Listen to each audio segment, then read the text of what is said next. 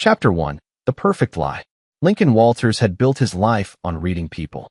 As a clinical psychologist specializing in behavioral analysis, he'd spent 15 years studying microexpressions, body language, and the tiny tells that revealed when someone was lying. He'd consulted on dozens of court cases, written 2 best-selling books on deception detection, and taught seminars across the country. Yet somehow, he'd missed the signs in his own home. The autumn evening started normally enough. Their daughter Emma was upstairs doing homework while Lincoln settled into his leather chair in the living room, reviewing case files for an upcoming forensic evaluation. The house in suburban Connecticut was quiet, almost too quiet. His wife Alexandra had been acting strange for the past 3 months, distant, jumpy, always on her phone. When he'd ask about it, she'd flash that practiced smile and change the subject. Lincoln had theories. An affair seemed obvious, but Alex's patterns didn't match typical cheating behavior. No unexplained absences, no sudden interest in her appearance, no defensive anger when questioned. Instead, she seemed afraid. He'd noticed her checking the locks repeatedly, watching cars that passed their house, flinching at unexpected sounds. Their marriage hadn't been perfect lately. After 10 years together, they'd fallen into comfortable routines that had slowly calcified into emotional distance. But fear? That was new. The sound of small footsteps on the stairs pulled him from his thoughts. Emma appeared in the doorway, her blonde hair falling across her face. She was holding one of the kitchen knives, the 8-inch chef's knife they used for cutting meat. Lincoln's heart rate spiked, but his voice remained calm. Years of crisis intervention training kicked in. "Sweetie, put that down." Emma didn't move. Her small hands trembled around the handle. Tears streamed down her face. "Daddy, I'm sorry." Her voice was barely a whisper. "Sorry for what?" Lincoln slowly closed his file and set it aside, his mind racing through de-escalation protocols. Had she hurt herself? Was this some kind of attention-seeking behavior? No, Emma was a well-adjusted kid. Something was very wrong. Mom said if I don't do this, they'll... She choked on the words, her whole body shaking now. The temperature in the room seemed to drop. Lincoln stood slowly, keeping his hands visible and non-threatening. "They'll what, honey? Who's they?" Footsteps rushed down the hall. Alexandra burst into the living room, and when she saw Emma with the knife, her face went white. Not just pale. The color drained so completely, she looked like she might faint. "Emma, no? Oh God, no." Alex lunged forward and grabbed the knife from their daughter's hands, then pulled Emma into a fierce hug. "Baby, you weren't supposed to. I told you I'd handle it." Lincoln's analytical mind processed the scene with cold clarity. His wife's reaction wasn't surprise, it was panic at being caught. She'd known about this. More than known, she'd been part of it. "Alexandra." His voice was steel. "Living room. Now. Emma, go to your room." "Daddy, I'm sorry." Emma sobbed. "It's okay, sweetheart. You didn't do anything wrong." He knelt down and looked his daughter in the eyes. "Whatever's happening, it's not your fault. Go upstairs. Lock your door. Don't come out until I say so." Emma nodded and ran upstairs. The slam of her bedroom door echoed through the house. Lincoln turned to his wife. Alexandra stood frozen, the knife still in her hand, her eyes darting like a trapped animal looking for escape. In that moment, Lincoln saw past the mask she'd been wearing for months. She wasn't just afraid, she was terrified. "Start talking," he said quietly. "And don't lie to me. You know I'll know." Chapter 2. Blood Ties. Alexandra's hands shook as she set the knife on the coffee table. She sat down heavily on the couch, her head in her hands. When she finally looked up, Lincoln saw something he'd never expected, genuine terror mixed with deep shame. "You have to understand," she began, her voice cracking. "I never wanted any of this. I was trying to protect us. Protect us by having our 8-year-old daughter attack me with a knife?" Lincoln's anger was ice-cold and controlled. "Try again. It's my brother." The words came out in a rush. Brett Henson." Lincoln's mind immediately pulled up the file. Alexandra had mentioned an older half-brother a few times over the years, someone from her mother's previous marriage who'd been in and out of prison. They'd never met. Alex had always said he was out of their lives for good. What about him? "He got out 6 months ago. He found me." Alexandra wrapped her arms around herself. "Our mother died last year. She had a life insurance policy, $500,000. She left it all to me. Nothing to Brett."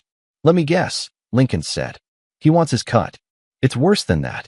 Alexandra's voice dropped to a whisper. Brett isn't right in the head. He never was. When we were kids, he did things. Hurt animals. Hurt me. Our mother knew, but she protected him. Sent him to different schools, different states, anywhere to hide what he was. She stood and paced to the window, checking the street outside. When he found me, he said the money was his right. That mom owed him for all the years he suffered. When I refused, he started making threats. Showing up places. Following Emma home from school. And you didn't think to tell me? Lincoln's voice was harder now. I'm your husband. We could have gone to the police. You don't understand what he's like. Alexandra turned, and Lincoln saw real fear in her eyes. Brett doesn't make empty threats. He told me he'd hurt Emma if I went to the police. He said he'd make it look like an accident. And he would, Lincoln. I know he would. So your solution was to have Emma kill me? The words hung in the air like poison. No. Alexandra's face crumpled. I would never. He said if you were gone, the life insurance from your policy plus mom's money would be enough. He'd leave us alone forever. I told him to go to hell.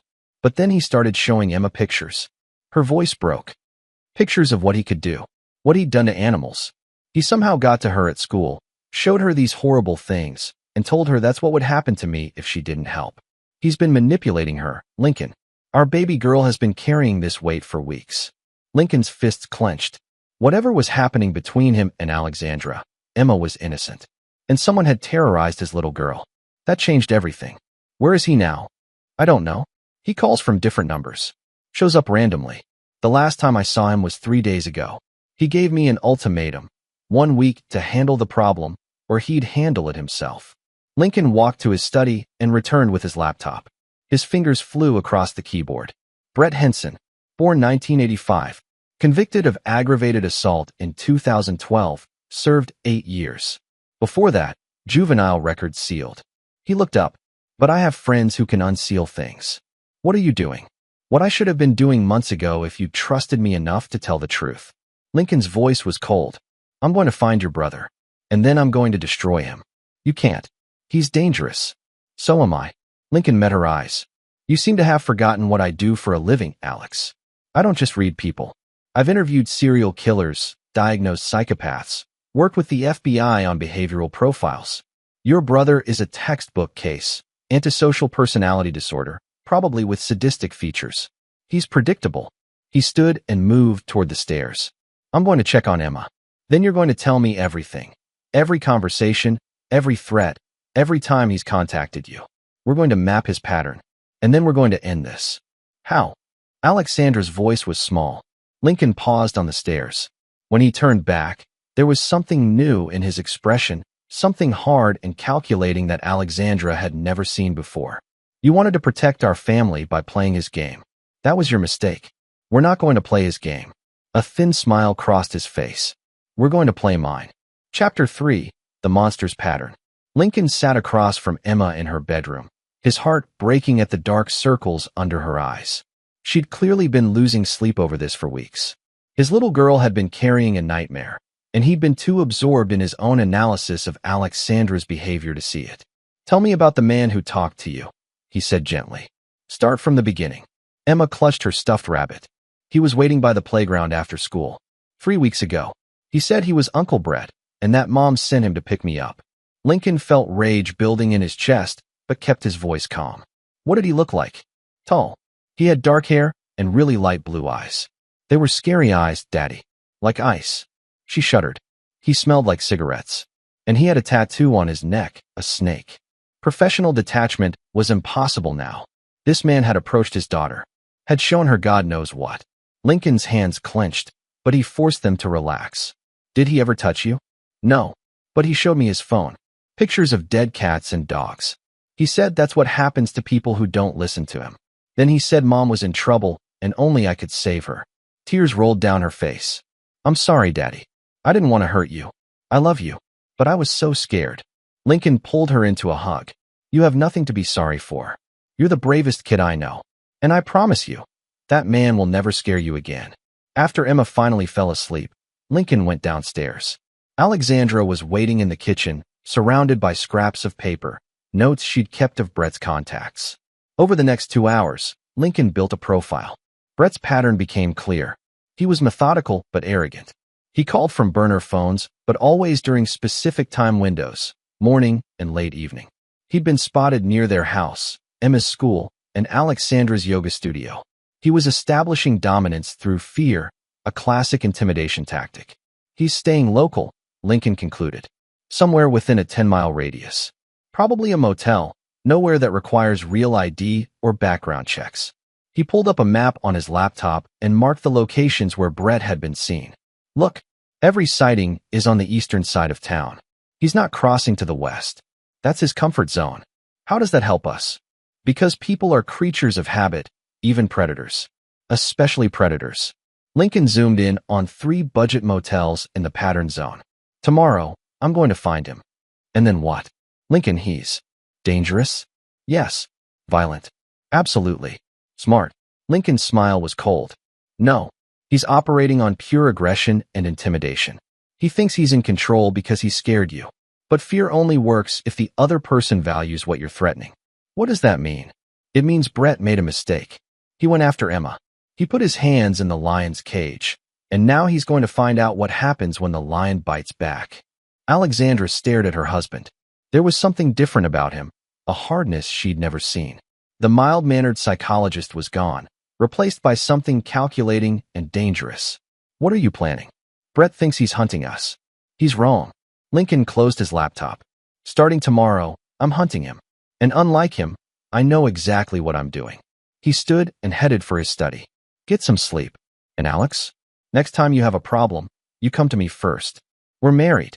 That means we face things together, not behind each other's backs. Alone in his study, Lincoln pulled up files from old cases, profiles of violent offenders, psychological assessments, behavioral patterns. He'd spent years inside the minds of monsters, understanding what made them tick. Now he'd use that knowledge not to rehabilitate, but to destroy. Brett Henson had terrorized his daughter, had threatened his wife, had tried to turn his family against each other. That was a mistake people only made once with Lincoln Walters. By dawn, Lincoln had a plan. It was risky, possibly illegal, and definitely outside his normal scope of operation. But it would work. Because unlike Brett, Lincoln didn't just understand violence. He understood the human mind. And he knew exactly which pressure points to push to make a predator destroy himself. The game was about to change. Brett just didn't know it yet. Chapter 4. Shadows and Smoke. Lincoln found Brett Henson on the second day. The East Side Motor Lodge was exactly the kind of place he'd predicted, cash only, no cameras, the kind of establishment that didn't ask questions. Lincoln watched from his car across the street, patient and methodical. At 3:47 p.m., a man matching Emma's description emerged from room 117. Tall, lean, with that distinctive snake tattoo crawling up his neck. Brett moved with the false confidence of a predator who'd never faced real consequences. He lit a cigarette and walked to a beat-up Dodge Charger, completely unaware he was being observed. Lincoln snapped photos with a long-range lens. But he didn't just document appearance, he studied behavior. The way Brett scanned the parking lot, but never looked up. The way he kept his right hand near his jacket pocket, probably armed. The nervous energy in his movements. He was using something, cocaine, meth, something that made him feel invincible. That was leverage. Instead of confronting Brett directly, Lincoln made 3 stops. First, to visit an old colleague from his FBI consulting days, Ramon Burke, now a private investigator who operated in the gray areas of the law. Ramon owed Lincoln a favor from a case years back, when Lincoln's testimony had kept him out of prison for a questionable surveillance job. I need background, Lincoln said, sliding a flash drive across Ramon's desk. Everything.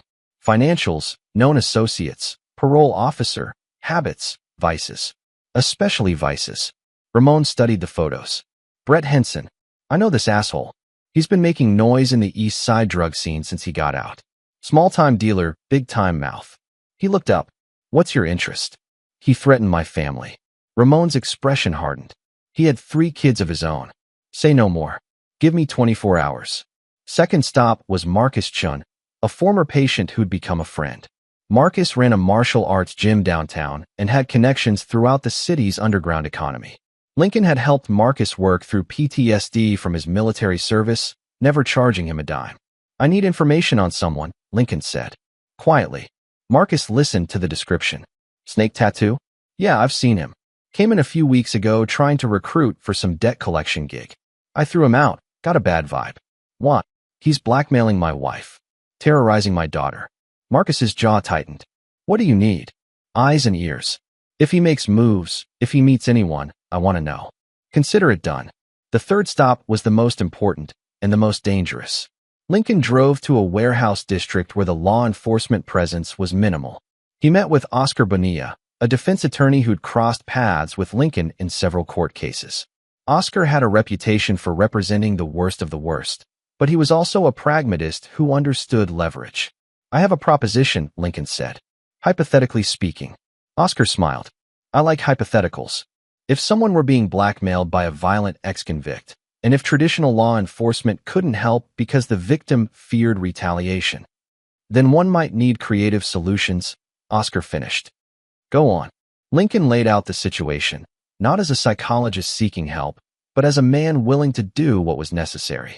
Oscar listened, his expression unreadable.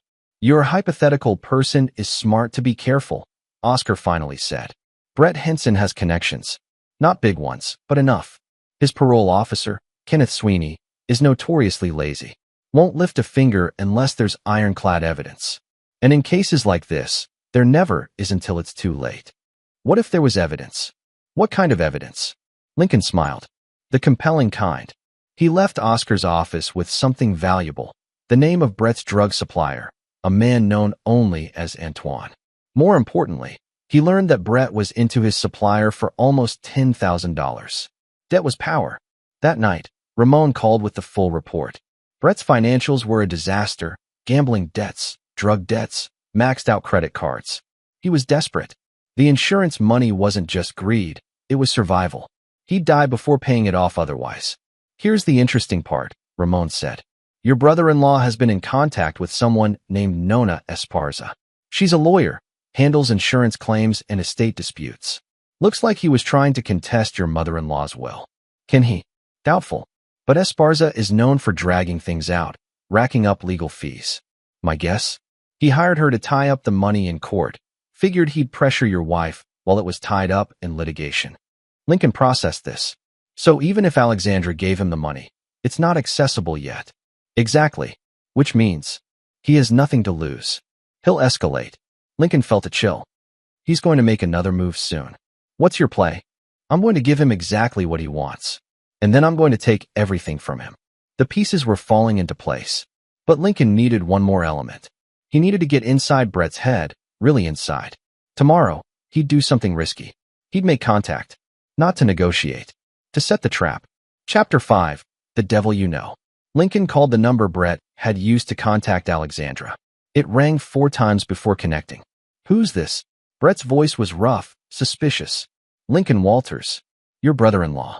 Silence. Then a low laugh. The husband. Alex finally told you, huh? Too late, man. The clock's ticking. I want to meet. Face to face. Talk this through. Nothing to talk about. I want my money. You're in the way. Simple math. Lincoln kept his voice calm, almost clinical.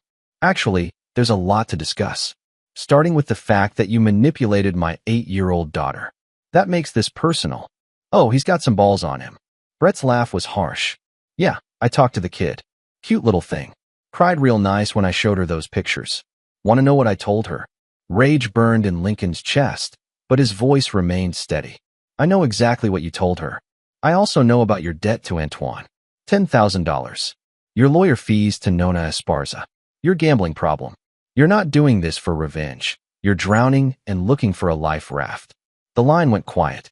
When Brett spoke again, his voice had changed, colder, more focused. You've been busy. Doesn't change anything.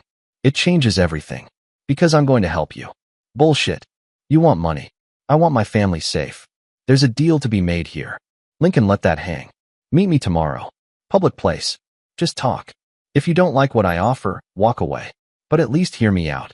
Why should I trust you? Because I'm a psychologist, not an idiot. I know I can't fight you physically. I know involving police will just make you desperate and dangerous. This is me being pragmatic. You want money, I want peace. Let's find common ground. Lincoln could almost hear Brett's mind working. The offer fed his ego, made him feel in control. Exactly as planned. Tomorrow, 2 p.m., downtown parking garage, level 3. Come alone. Agreed. One condition, you leave Emma and Alexandra alone from now on. This is between us. Sure, whatever. Tomorrow. The line went dead. Alexandra appeared in the doorway. You're really going to meet him? I have to. This is about reading his baseline, understanding how he thinks when he feels like he's winning. Lincoln stood. And I need him to feel like he's winning. For now. The next afternoon, Lincoln arrived at the parking garage early, parking where he'd have sight lines. He wasn't naive. Brett might try something violent. But Ramon's team was stationed nearby, and Marcus had 2 of his fighters watching the exits. If things went wrong, Lincoln wouldn't be alone. At exactly 2 p.m., Brett Henson emerged from a stairwell. He looked worse in person than in the surveillance photos. Gaunt, twitchy, with dead eyes that Emma had described so accurately. The snake tattoo seemed to writhe as he moved. So you're the hotshot shrink, Brett said, leaning against a concrete pillar. His hand stayed near his jacket. Armed, as expected. Alex talks about you like you're some kind of genius. You don't look like much. Lincoln kept 3 car lengths between them. Neither do you. But here we are. Brett's eyes narrowed. You got a smart mouth. That's going to get you hurt. Maybe. Or maybe we can skip the posturing and talk business. Business. Right. Brett lit a cigarette. Here's the business. I want $500,000. Cash. 1 week. You don't pay. Your wife has an accident. Then your kid. Then you. In that order, so you get to watch. Lincoln didn't flinch. Can't do $500,000. The insurance money is tied up in probate. Alexandra's lawyer says 6 months minimum before it's accessible. That's her problem. No, it's our problem. Because you're not going to wait 6 months. You're going to do something stupid, someone's going to get hurt, and you're going back to prison. Then you get nothing. Brett took a step forward. You threatening me? I'm being realistic. You're a convicted felon on parole. You've already violated by contacting a minor. 1 call to your parole officer, and you're done. Lincoln held up a hand. But I'm not making that call. Because I have a better idea. I'm listening. 50,000. Cash. I can access that from my savings and a loan against my house. It'll take me 3 days.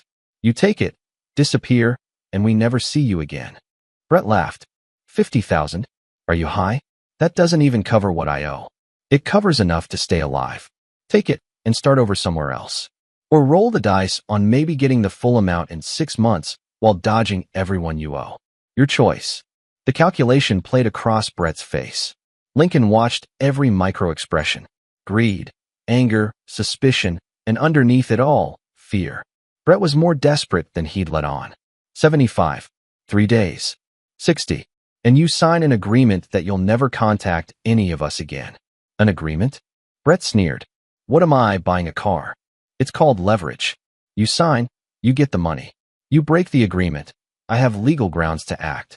It protects both of us. Brett studied him for a long moment. You're not what I expected. Neither are you. So do we have a deal? 3 days. 60,000. Cash. You try anything cute. I go to plan B. And trust me, you don't want plan B. Lincoln nodded. I'll call this number when I have the money. Same place. Brett flicked his cigarette away. You're either really smart or really stupid. I haven't figured out which yet. Neither have I, Lincoln said quietly. After Brett left, Lincoln sat in his car for 5 minutes, recording everything into his phone, body language, threats, exact words. Every detail would matter. Ramon called. We got it all on audio. Good quality. Good. Now comes the hard part. Because Lincoln had just done something that terrified him. He'd made a deal with a monster. But it was necessary. Brett needed to believe he was in control, that Lincoln was playing by his rules. In 3 days, Brett would learn the truth. Lincoln Walters didn't play by anyone's rules but his own, and the trap was already closing. Chapter 6. The Leverage Play. Lincoln spent the next 3 days executing the most important performance of his life. He went to the bank, withdrew cash, made very visible preparations. He wanted anyone watching, including Brett's associates, to believe he was complying. But that was only half the strategy. While Lincoln played the compliant victim, Ramon was busy. Using contacts in law enforcement, he compiled a file on Brett that was devastating. Parole violations, evidence of drug dealing, photos of Brett meeting with known criminals. More importantly, Ramon tracked down 3 of Brett's previous victims, people he'd intimidated or assaulted. They were willing to testify. Oscar, the attorney, prepared paperwork that would bury Brett in legal problems. Civil suits, restraining orders, victim impact statements, a legal avalanche that would keep him tied up for years even if criminal charges didn't stick. But the key piece came from Marcus's network. Through a connection, they learned that Brett's supplier, Antoine, was getting impatient. Brett had promised payment by the end of the week. If he didn't deliver, Antoine had plans of his own, violent plans. Lincoln saw the opportunity. He called Antoine directly, using a burner phone. "I hear Brett Henson owes you money. Who the fuck is this? Someone who can help you get paid." Interested, the line was quiet for a moment. "Talk. Brett's coming into $60,000 in 2 days. He's not planning to pay you with it. I know this because I'm the one giving him the money." Lincoln let that sink in. "But I could make sure you get paid first. 10,000, cash, before Brett even knows it's gone." "Why would you do that?" "Because Brett Henson threatened my family. I want him destroyed. If he doesn't pay you, you'll destroy him yourself. I'm just accelerating the timeline." Antoine laughed, a sound like grinding metal. "I like your style. What's the plan?" Lincoln explained. Antoine would randomly encounter Brett tomorrow night, demand immediate payment. When Brett claimed he didn't have it yet, Antoine would give him 24 hours, which conveniently ended right after Brett was supposed to meet Lincoln. If Brett came to the meeting with money, Lincoln would only give him enough to partially pay Antoine, keeping the rest. If Brett didn't show, Antoine would assume he'd been played. Either way, Brett would be caught between 2 forces, both squeezing him. "You're a cold motherfucker," Antoine said. "I respect that. Deal." The pieces were moving. But Lincoln had one more play, the most dangerous one. That evening, he sat down with Alexandra. "I need you to call Brett." "What?" "What?" "Because we're going to make him think you're betraying me." Alexandra's eyes widened. "What?" Lincoln explained his plan. Alexandra would contact Brett, tell him that Lincoln was planning something, that she'd overheard him talking about police involvement. It would make Brett paranoid, looking over his shoulder, questioning everything. A destabilized opponent made mistakes. "This is insane," Alexandra whispered. "If something goes wrong, nothing will go wrong. Trust me. The last time you asked me to trust you about him, I panicked and almost got you killed by our daughter." Lincoln took her hands. "I know, and I understand why you were scared. But this time, we're doing it together. Brett thinks he's a predator. We're going to show him what real predators look like." Alexandra made the call. Her performance was perfect. Nervous, conflicted, seemingly trying to help Brett while torn between loyalty to him and fear of her husband. She dropped hints about police involvement, about Lincoln planning something. When she hung up, her hands were shaking. "He believed it. He said he'd handle you before you could do anything." "Good. He's reactive now, not strategic. That's when people make fatal mistakes." The next evening, right on schedule, Antoine confronted Brett at a gas station. Ramon's team watched from a distance, recording everything. The argument was intense, with Brett clearly caught off guard. He promised payment tomorrow, swore he'd have it. Antoine gave him the deadline. Tomorrow, 3 p.m., or there would be consequences. Brett was now trapped. Lincoln had the meeting scheduled for 2 p.m., giving him the money. Brett would take it straight to Antoine, desperate to save his own skin. And that's when the final piece would fall into place. Because Lincoln wasn't giving Brett $60,000. He was giving him something much more valuable and much more dangerous. Evidence of his own crimes, wrapped in cash. The $60,000 was real money. Lincoln had withdrawn it. But mixed into the stacks were marked bills from a bank robbery 2 years ago, bills the FBI was still tracking.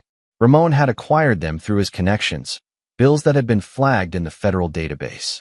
The moment Brett tried to spend that money or deposit it anywhere, he'd be connected to a federal crime. And if he gave it to Antoine, even better. Antoine would be caught with marked bills too, but he'd know they came from Brett. Either way, Brett was finished. Lincoln lay in bed that night, unable to sleep. He'd crossed lines he never thought he would. Manipulated people, made deals with criminals, set up an elaborate trap that could implode if any single piece failed. But when he thought of Emma's face, of the terror in her eyes as she held that knife, he felt no regrets. Tomorrow, Brett Henson would learn that threatening Lincoln Walters' family was the last mistake he'd ever make. Chapter 7. The exchange. The parking garage was cold and gray at 2 p.m. Lincoln arrived with a black duffel bag, the weight of $60,000 pulling at his shoulder. This was the moment everything came together or fell apart. He'd accounted for every variable, every reaction, every possible deviation from the plan. But the human element was always unpredictable. Brett showed up 10 minutes late, looking worse than before, eyes wild, movements jerky. Antoine's confrontation had rattled him. Perfect. You got the money? Brett's hand was inside his jacket. Definitely armed. Lincoln set the bag on the hood of a car between them. It's all there. 60,000, as promised. Let me see it. Lincoln unzipped the bag, revealing stacks of bills. Brett moved forward, his eyes locked on the money. In that moment, his guard dropped. He wasn't looking at Lincoln, only the cash. Count it if you want, Lincoln said. But you're on a clock. Antoine gave you a deadline, didn't he? Brett's head snapped up. How the fuck do you know about Antoine? I'm a psychologist. I study people. You think I'd pay you without understanding your situation completely? Lincoln's voice was calm. You owe him 10 grand. This covers that and leaves you with 50. Take it and run. That's my advice. Brett grabbed the bag, but suspicion crept across his face. This is too easy. What's the catch? No catch. You take the money, you disappear. I protect my family. We're done. Alexandra told me you were planning something. Said you talked to cops. Lincoln shrugged. I talked to a lot of people. But if I'd gone to the police, you'd be in custody by now. You're not. So clearly, I made a different choice. Brett zipped the bag, slinging it over his shoulder. You're either the smartest guy I've met or the dumbest. Either way, you'll never see me again. That's the idea. Brett backed toward the stairwell, keeping his eyes on Lincoln until the last moment. Then he was gone, footsteps echoing in the concrete space. Lincoln waited 30 seconds before pulling out his phone. He took it. Track him. Ramon's voice came through his earpiece. We're on him. Marcus's people are following at a distance. He's headed east, probably straight to Antoine. Lincoln drove to a parking lot 2 blocks away where Ramon waited in a surveillance van. Inside were monitors showing feeds from multiple cameras. They watched as Brett drove across town, the duffel bag visible in his passenger seat. He's going to Antoine's warehouse, Marcus radioed in. No deviation. He's desperate. At 2:47 p.m., Brett pulled into an industrial area. He got out with the duffel bag and disappeared into a building. Cameras couldn't see inside, but they didn't need to. Lincoln knew exactly what was happening. Brett would give Antoine the 10,000. Antoine would count it, find the marked bills, but wouldn't know what they were yet. He'd let Brett go, satisfied. Brett would leave with 50,000, thinking he'd solved his problems. But in 6 to 12 hours, Antoine would try to move the money through his network. The marked bills would ping FBI databases. Agents would trace them back to the warehouse, to Antoine, and through security footage and witness statements, back to Brett. Phase 1 complete, Lincoln said. Now we wait. But Lincoln had prepared for the possibility that Brett might not go straight to Antoine, or that Antoine might figure out the trap. That's why he had a backup plan. While Brett was inside the warehouse, Lillian Cunningham, a private investigator Ramon had hired, was working the legal angle.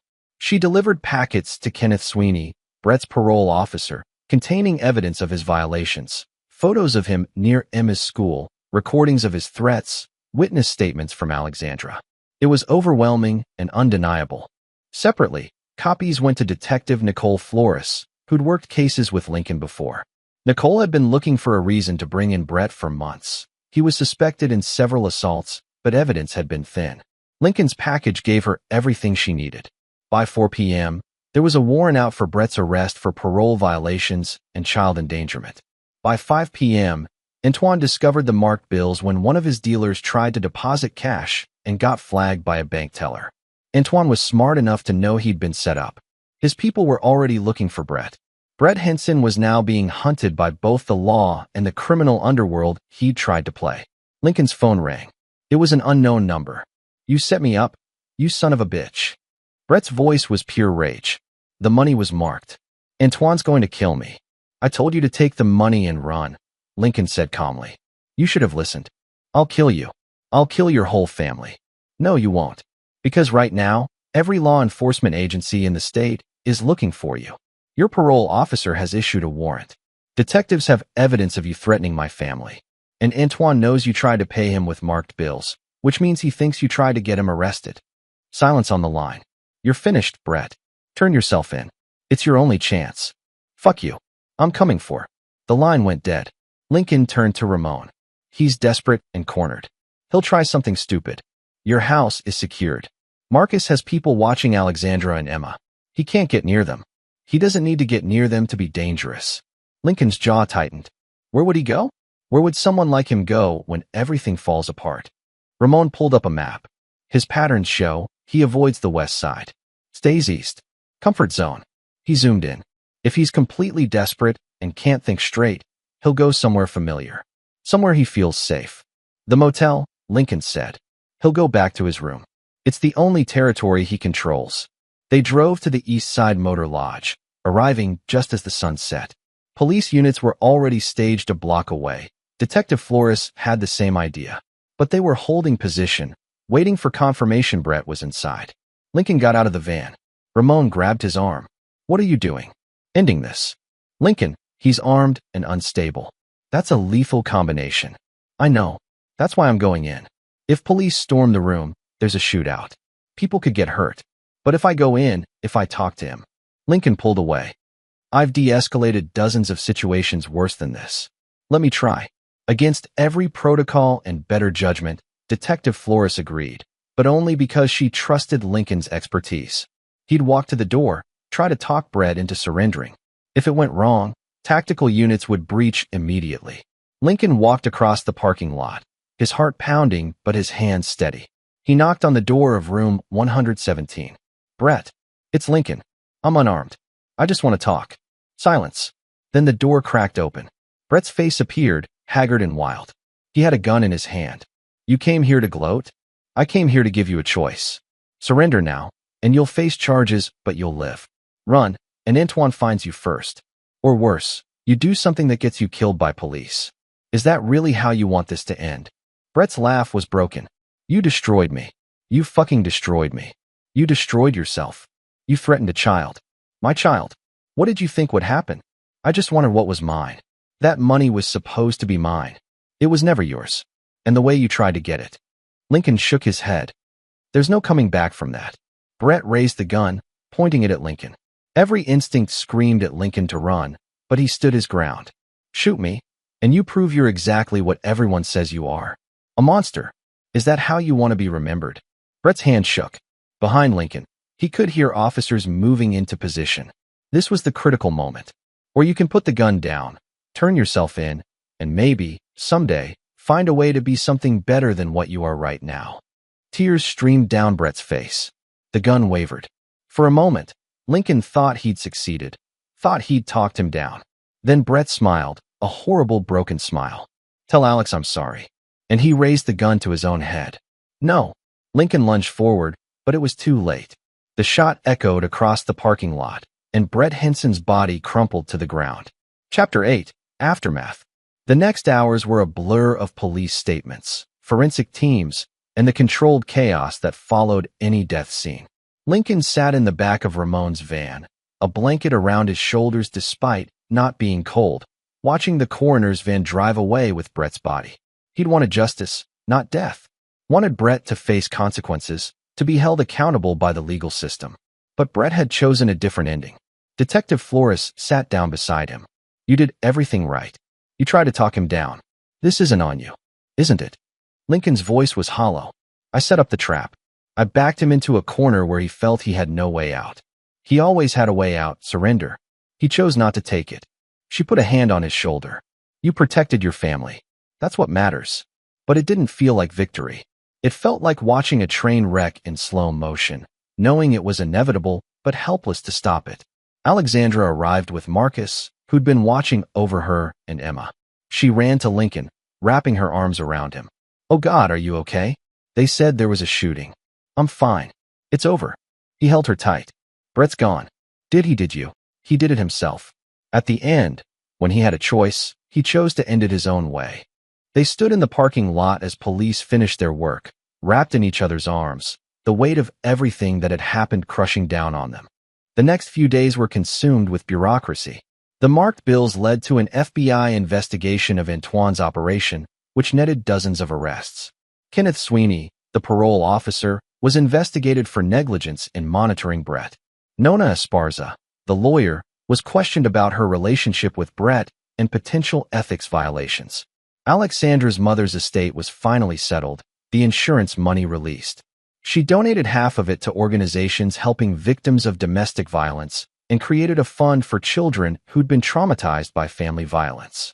It felt right, taking something born from greed and turning it into hope. Emma started therapy with a colleague of Lincoln's, a child psychologist who specialized in trauma. The nightmares gradually lessened.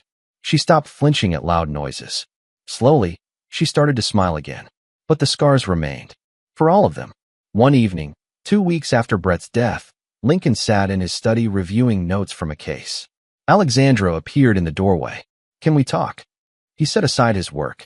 "Of course." She sat across from him, her hands folded in her lap. "I owe you an apology. A real one. What I did. Keeping secrets, trying to handle Brett alone, letting it get to the point where Emma was involved." Her voice cracked. "There's no excuse for that. You were scared. You thought you were protecting us. I was protecting myself. I was too proud to admit I had a brother like that, too ashamed of where I came from. And that pride almost cost us everything." Tears rolled down her face. "You could have walked away. After what I put you through, what I almost let happen to you. But you didn't. You fought for us." Lincoln moved to sit beside her, taking her hand. "We're married. That means we face things together. Even the ugly things. Especially the ugly things. I know that now. I wish I'd known it sooner." They sat in silence for a long moment. "Where do we go from here?" Alexandra asked finally. "Forward. Together. We rebuild trust. We go to couples therapy. We make sure Emma feels safe. And we remember that we're stronger together than apart. I love you. I should have said that more. Should have shown it more. I love you too. And I'm sorry I was so absorbed in my work that I didn't see what was happening. I should have paid better attention." They held each other as night fell outside. Two people who'd been through hell and somehow found their way back. Chapter 9. The Scar Tissue.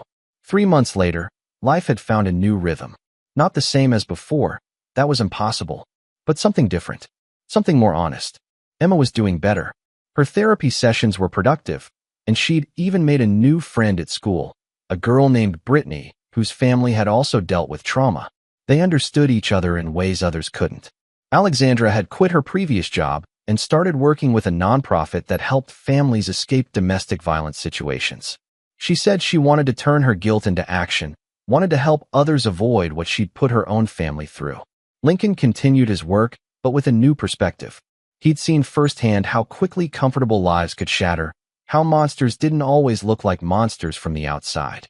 It made him more empathetic with his clients, more patient with their fears. The legal aftermath had been complex but favorable. The district attorney's office had reviewed all the evidence and cleared Lincoln of any wrongdoing in the marked bill situation. It was deemed creative but legal crisis intervention. Antoine's network had collapsed under federal investigation. Kenneth Sweeney had been fired for gross negligence.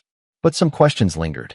One evening, as Lincoln and Alexandra sat on the back porch watching Emma play in the yard, Alexandra asked the question that had been bothering her. "Did you know? When you gave him the money, did you know he'd kill himself?" Lincoln was quiet for a long moment. "I knew it was a possibility. People like Brett, when they're cornered, they either fight or break. I gave him every chance to choose differently. But you set up the trap knowing he might not survive it." "Yes." Lincoln met her eyes. "And I'd do it again. Because the alternative was living in fear forever, or waiting until he hurt you or Emma. I chose to end the threat." That's darker than I expected from you. "I know. And I've had to make peace with that. I'm not the same person I was 6 months ago. None of us are." Emma's laughter drifted across the yard, and they both smiled at the sound. "But she gets to laugh again," Alexandra said softly. "That's what matters." "That's what matters," Lincoln agreed. Ramon stopped by a few days later with news. Antoine cut a deal with the FBI. Gave up his whole network in exchange for reduced sentencing. "He mentioned you. Said you were the coldest operator he'd ever met. Meant it as a compliment." Lincoln smiled wryly. "I'll take that as a win. How are you really doing?" "Honestly, some days are better than others. I keep thinking about that moment in the parking lot, wondering if I could have said something different. Something that would have changed his mind. You gave him a choice. He made it. You can't carry that weight. I know. Doesn't make it lighter, though. Ramon stood to leave, but paused. For what it's worth, you did what needed to be done. You protected your family. That's not darkness. That's love. After he left, Lincoln sat alone in his study. He pulled out a journal he'd been keeping, documenting everything that had happened. Not for publication or professional purposes, but for himself. To process it. To understand it. He wrote, I always believed I understood people. That my training, my education, my experience gave me insight into human behavior. But I never truly understood what it meant to be desperate until I faced losing my family. I never understood what it meant to be dangerous until someone threatened the people I loved. Brett Henson was a monster, yes. But in trying to stop him, I had to become something I never thought I'd be. Someone willing to manipulate, to deceive, to trap another human being in a situation where death was possible. Does that make me a monster too? I don't know. What I do know is that Emma is safe. Alexandra is safe. We're healing, slowly, together. And if the price of that was my own innocence, my own clean conscience, then it was a price worth paying. Some scars never fully heal. You just learn to live with the pain. He closed the journal and looked at a photo on his desk, his family, smiling on a beach vacation years ago. Before Brett. Before the knife. Before everything changed. That version of his family was gone, replaced by something more complex. More scarred. But maybe stronger too. Emma appeared in the doorway, her stuffed rabbit under her arm. Daddy? I had a bad dream. Lincoln opened his arms, and she climbed into his lap, something she hadn't done in months. Want to talk about it? The scary man was back. He can't hurt you anymore, sweetheart. He's gone. I know, but sometimes I still see him. She looked up with eyes too old for her age. Do the scary things ever really go away? Lincoln thought about lying, about giving her comfort through false promises. But he'd promised himself he'd always be honest with her from now on. No, he said gently. The scary things don't go away, but they get smaller, and you get stronger, and eventually, they don't control you anymore. You control them. Did you have scary things when you were little? Everyone does. Different scary things, but yes. How did you get strong enough? By having people who loved me. Like how Mommy and I love you. We're all getting stronger together. Emma nodded and snuggled closer. I'm glad you're my daddy. I'm glad you're my daughter. They sat in comfortable silence, and Lincoln felt something shift inside him. The guilt was still there, the questions about what he'd become. But alongside it was certainty that he'd made the right choice. That protecting his family wasn't darkness. It was the most important thing he'd ever done.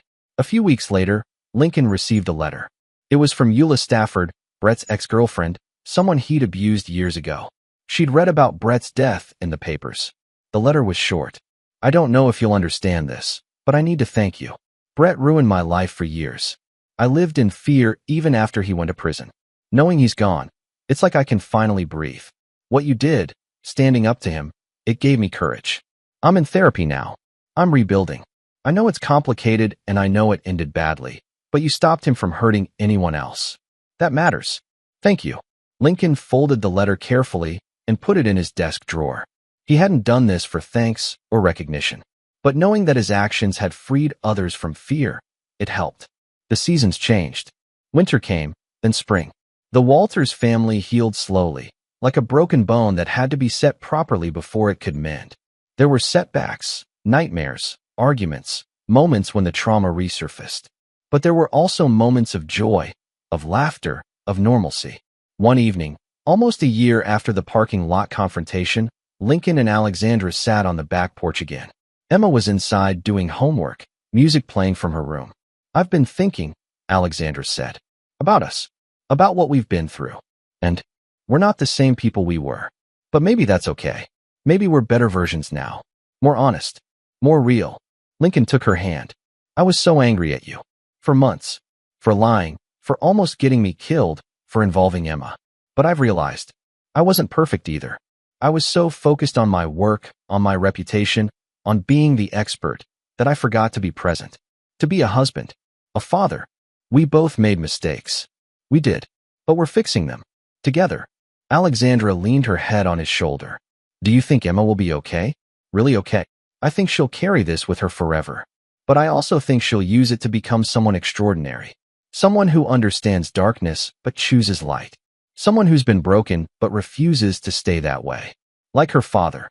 Lincoln smiled. Like both her parents. They sat watching the stars emerge, two people who'd walked through fire and come out the other side. Scarred, yes. Changed, absolutely. But still standing. Still together. Still a family. Epilogue. 5 years later, Lincoln Walters published a new book. It wasn't like his previous academic works filled with clinical terminology and case studies. This one was different, a memoir titled The Knife's Edge, A Father's Fight. In it, he detailed everything. The threats, the manipulation, the trap, the confrontation, and the aftermath. He changed names to protect the innocent and the guilty alike, but the story was true. It was his truth. The book became a surprise bestseller, not because people wanted to read about psychology or criminal behavior, but because it was honest. It showed a man pushed to his limits, forced to become something he never imagined, all in the name of protecting the people he loved. Emma read it when she turned 18, sitting in her college dorm room. She called her father afterward, tears in her voice. "I never knew all of it," she said. "Everything you did. Everything you went through. I didn't want you to carry that weight. But I need to understand it. What happened shaped me, made me who I am. And knowing what you did, what both you and Mom did." She took a deep breath. "I'm proud of you, Dad. I'm proud to be your daughter." Lincoln had cried then, alone in his study, letting out years of held-back emotion. The book had an unexpected effect. It sparked conversations about family, about how far people would go to protect loved ones, about the gray areas between right and wrong. Lincoln was invited to speak at conferences, on podcasts, at universities. But the most important impact was smaller, more personal. People who'd been victimized, who'd been afraid, who'd faced their own monsters, they reached out. They shared their stories. They thanked him for showing that it was okay to fight back, okay to do what needed to be done. Lincoln never claimed to be a hero. He'd crossed lines, made choices that still troubled him late at night. But he'd saved his family. And in the end, that was enough. The Walters family lived the rest of their lives with purpose and presence. Emma became a therapist specializing in childhood trauma. Alexandra continued her work with domestic violence survivors. And Lincoln kept helping people understand the complexities of human behavior, always with the added wisdom of someone who'd faced darkness and refused to be consumed by it. They were scarred. They were changed. But they were alive, and they were together. And sometimes, that's all the happy ending anyone can ask for. This is where our story comes to an end. Share your thoughts in the comments section. Thanks for your time. If you enjoy this story, please subscribe to this channel. Click on the video you see on the screen, and I will see you there.